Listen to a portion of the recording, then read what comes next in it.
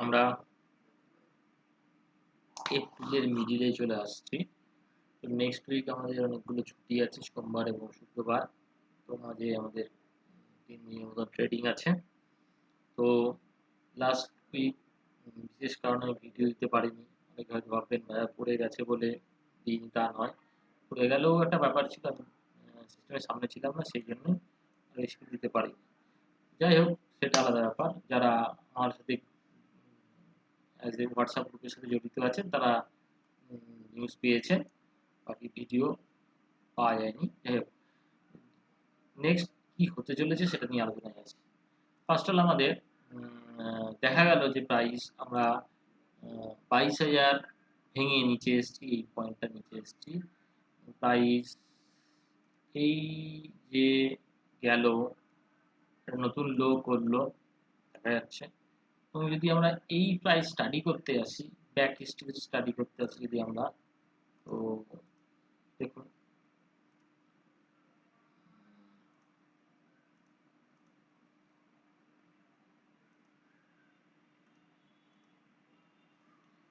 দেখা যাচ্ছে এই পয়েন্টটা দেখুন, এই লাইনটাই দেখুন, এমন একটা জায়গা যেটা 21,750 এমন একটা লাইন যেখানে এসে স্টপ হয়ে যাওয়ার কথা ছিল। ঠিক আছে, কারণ বারবার এই পয়েন্ট থেকে প্রাইস উঠেছে, এমনি এত বড় সেলিং এসেছিল তাও অ্যাবজর্ব করে গেছিল। তো সেই জায়গায় এসছে বলে সেটাই অ্যাবজর্ব করেছে প্রাইস। তো এবার কি এটা ভাঙবে না এর থেকে উপরে চলে যাবে, এটাই হচ্ছে প্রশ্ন। তো অ্যাজ এ পজিটিভ নিউজ আকারে যদি ধরুন সেসব আপনি জেনেই গেছেন হবাই হবাই। তো actually positive news negative news যাই থাকুক, প্রাইস গ্রাফ অনুসারে এটা একটা সাপোর্টিং লাইন ছিল, তাই এখান থেকে সাপোর্ট নিয়ে প্রাইস উপরে গিয়েছে। ওভারসোল্ড ছিল তাই পুল ব্যাক হয়েছে। ওকে, এবার ফার্দার কি, আমরা কিন্তু অ্যাজ এ মার্চের শুরু থেকে আমরা এই ডাউন ট্রেন্ডটা কেটেছিলাম। ওকে, আজ যদি ভালো করে দেখুন, সেই ডাউন ট্রেন্ডের লোয়ার একবার এই চ্যানেলটাকে ব্রেক করে পড়ে গিয়েছে, প্রাইস ডাউন ট্রেন্ডে আবার এসছে। প্রাইস এই চ্যানেল থেকে, লোয়ার চ্যানেল থেকে বেরোতে পারেনি, ঢুকেই আছে চ্যানেলের ভিতরেই। যে কদিন নিচে ছিল চ্যানেলের ভিতরেই ছিল, লোয়ার চ্যানেল টেস্ট করেনি। কারেন্ট সিচুয়েশনে কি হয়ে রয়েছে প্রাইস, যদি আমরা ছোট টাইম ফ্রেমে আসি, তো দেখা যাচ্ছে যে প্রাইস এই চ্যানেলটার উপরে এসে ডেলি ক্লোজিং মেরেছে। যদি আমরা চ্যানেল ব্রেক ইয়ে করি, তো এই চ্যানেলটার উপরে এসে ক্লোজিং মেরেছে। যেটাই কারণ, পজিটিভ নিউজ এসছে সেই কারণে হোক, নেগেটিভ নিউজ নিচে যাওয়ার কারণে। তো অ্যাজ এ যদি বলি, এইটা ব্রেকআউট ছিল, এটা কন্টিনিউশন আছে এখনো। যদি এর নিচে থাকতো একরকম ছিল, নিচে নেই যখন, তাহলে কিন্তু ব্রেকআউটটা ফেলিওর নয়, এক্স্যাক্ট ব্রেকআউট আছে। ওকে, তো আমরা গত দুদিন ধরে দেখলাম পুল ব্যাক।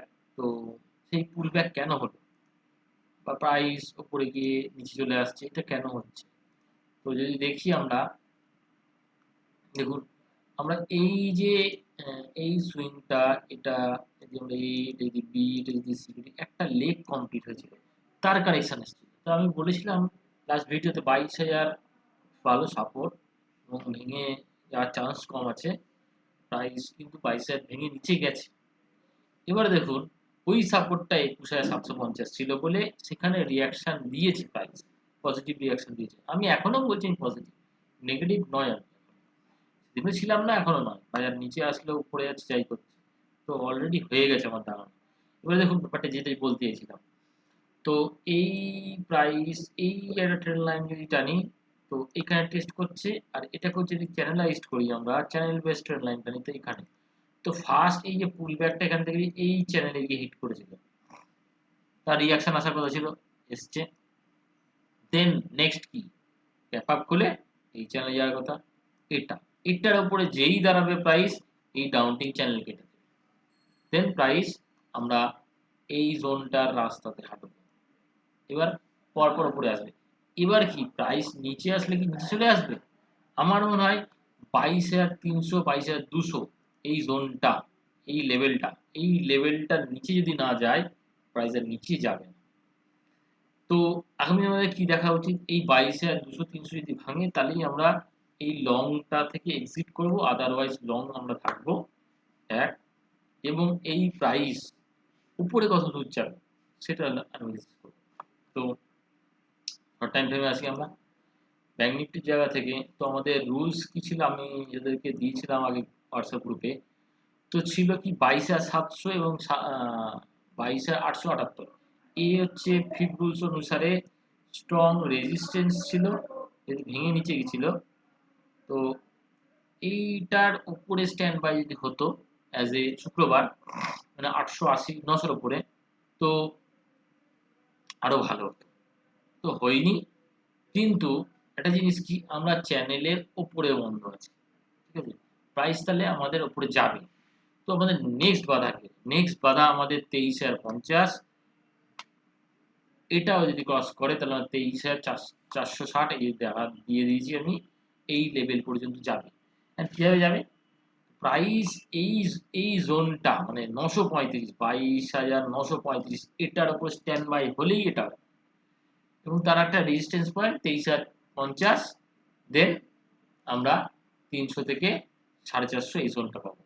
তো প্রবাবিলিটি কি আছে, যতক্ষণ না 22,300 ভাঙছে প্রবাবিলিটি এদিকে বাধা খেতে পারে, প্রাইস উপরে যাবে। কেন যাবে,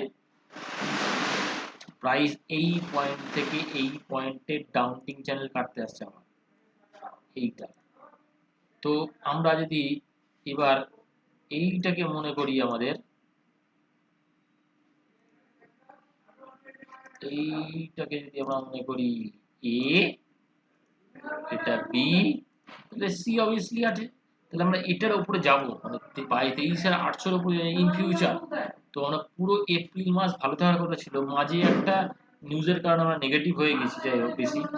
তো আমাদের কাজ হলো প্রাইসকে এই লেভেলে এসে এখনো বাই করা যায়, আমরা এখান থেকে উপরে দেখতে পাবো আশা করা যায়।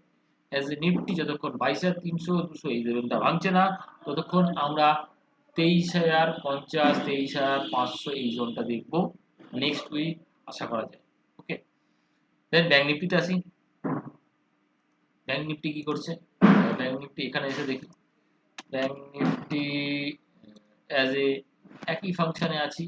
তো প্রাইস যদি এই ফাংশনটা করে থাকে তার কারেকশন আসছে, ওকে, তো কতটা এসছে, তো এখানে দেখা যাচ্ছে যে প্রাইস এই কারেকশনটা 61% এক্স্যাক্ট লো করেছে, তার কাছাকাছি এটা অ্যারেস্ট হয়ে গেছে, এবং প্রাইস এই সেকশনে দেখা যাচ্ছে যে আমাদের প্রাইস, তো ফাংশন আইজ কেমন আছে, তো এটা এ, এটা বি, তো সি হবে।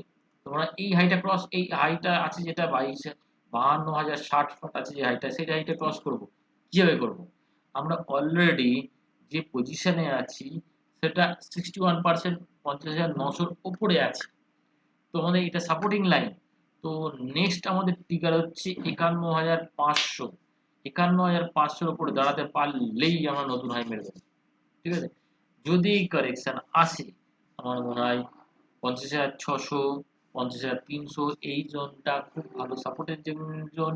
তো আমরা নিচে আসলে বাই করতে পারি উইদিন স্টপ লস এইটা, এই পয়েন্টটাকে আমরা স্টপ লস দিয়ে, তো এই পয়েন্টটাকে আমরা স্টপ লস দিয়ে অবশ্যই আমরা এনি ফলে বাই করতে পারি, এবং প্রাইস যে নেগেটিভ নিউজগুলো ইনবিল্ড হয়েছিল সেগুলো ফ্যাক্টরিং হয়ে গিয়েছে। তো প্রাইস আমার মনে হয় আগামী দিনে আমরা 52,000, এখানে 380 আমরা আপাতত দেখব, এটা আশা রাখতে পারি, ঠিক আছে। তো আমরা এই মুহূর্তে আছি 51,000 লেভেলে, 51,500 ক্রস করলেই সেটা হয়ে যাবে। তো আমরা অ্যাজ এ ব্যাংক নিফটির জায়গা থেকে পজিটিভ আছি, নিফটির জায়গা থেকেও পজিটিভ আছি। তো এনি ডিপস আমরা বাই করতে পারি, সিচুয়েশন একটাই, এইটার লো যেন না ভাঙে, আর 51,500 থেকে 600 এর উপরে দাঁড়িয়ে যায়, কনফার্ম আমরা 52,000। তো কামিং ডে, এই উইক হোক পরের উইক হোক, আমরা দেখি কতদূর যাই, দেন আমরা নেক্সট লেভেল বলবো অ্যাজ এ রুলস অনুসারে কতদূর যায়। আর একটা অ্যানাউন্সমেন্ট আছে, আমরা 18 আর 19 আমরা একটা ওয়েবিনার করছি সন্ধ্যে 7টা থেকে 9টা। যারা ইচ্ছুক, আমরা যে এই স্ট্রাকচারাল বলতে কি, এই এবিসি স্ট্রাকচার কিভাবে হয় এবং কিভাবে আমাদের এইটা মেনটেন করা হয় ফিবোনাচি রুলস অনুসারে, তার আমাদের ফার্স্ট ক্লাস হচ্ছে। তো যারা ইচ্ছুক লিংক আছে, লিংকে অ্যাড হয়ে নেবেন। লিমিটেড সিট আছে, যারা বুক করতে চান বুক করে নেবেন।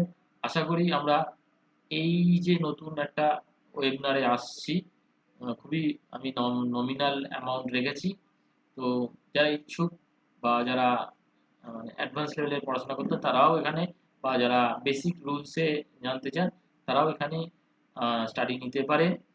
দেখা যাক আমাদের মার্কেট রুলস অনুসারে আমরা 52,000 যেতে পারি কিনা এক, আর 23,500 কাছাকাছি আসছে কিনা আমরা নেক্সট উইক সেটা নিয়ে আলোচনা করব। থ্যাংক ইউ, ভালো থাকবেন, সাবধানে।